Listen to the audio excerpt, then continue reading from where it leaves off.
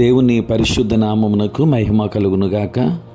క్రీస్తునందు ప్రియ దేవుని బిడ్డలారా, ప్రభువైన యేసు క్రీస్తు పరిశుద్ధ నామములో మీ అందరికీ ఉదయకాల శుభములు తెలియచేయుచున్నాను. ఈ దినమంతయు మీకు మీ కుటుంబానికి దీవెనకరముగాను ఆశీర్వాదకరముగాను దేవుడు అనుగ్రహించాలని మీ కొరకై ప్రార్థిస్తూ ఉన్నాను. నేటి దినం కొరకు ఏర్పాటు చేయబడిన దేవుని వాక్యము లూకా సువార్త 8వ అధ్యాయం 11వ వచనం. ఈ ఉపమాన భావమేమనగా విత్తనము దేవుని వాక్యము. ప్రియులారా, నేటి దినము కొరకు ఏర్పాటు చేయబడిన ధ్యానాంశము విలువైన మరియు ప్రశస్తమైనది. ప్రియులారా, మన జీవితంలో విలువైనది మరియు ప్రశస్తమైన దానిని కలిగి ఉండాలి అని మనం ఆశిస్తాం. దేవుని బిడ్డలారా, నీలో క్రీస్తు సంపూర్ణతను కలిగి ఉన్నావు, కానీ దానిలో నీవెలా నడుచుకుంటావు, దాన్ని నీవెలా తెలుసుకుంటావు? వాక్య పఠనం, పరిశుద్ధాత్మ వెలుగింపు ద్వారా ప్రత్యక్షత మరియు అవగాహన వస్తుంది. ప్రియులారా, నీ స్వంత భాషలో వాక్యం ఉండటం ఎంత భాగ్యమో మనకు తెలియకపోవచ్చు.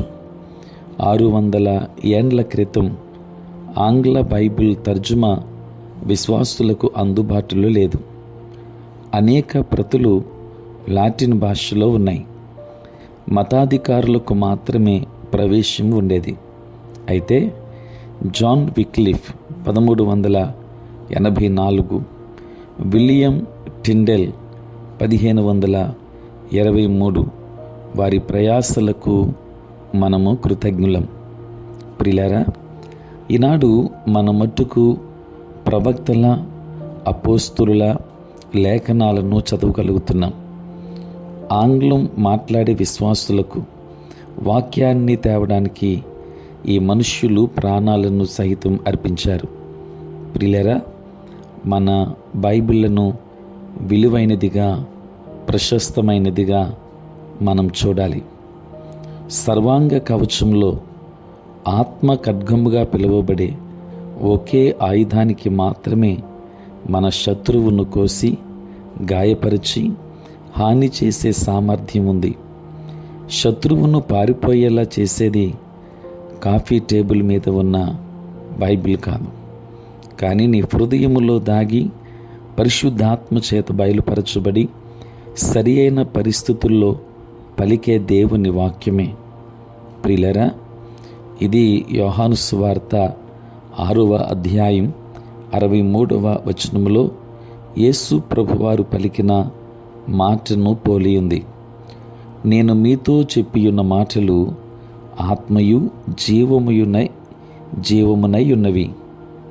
వాక్యం దానికదే మనలను స్వతంత్రులను చేయదు. మనకు తెలిసి పలికిన వాక్యమే మనలను విడిపిస్తుంది. ఈ సత్యం యోహాను సువార్త 8వ అధ్యాయం 32వ వచనంలో చూస్తాం. ఎందుకు వాక్యం అంతగా ప్రభావితమైంది?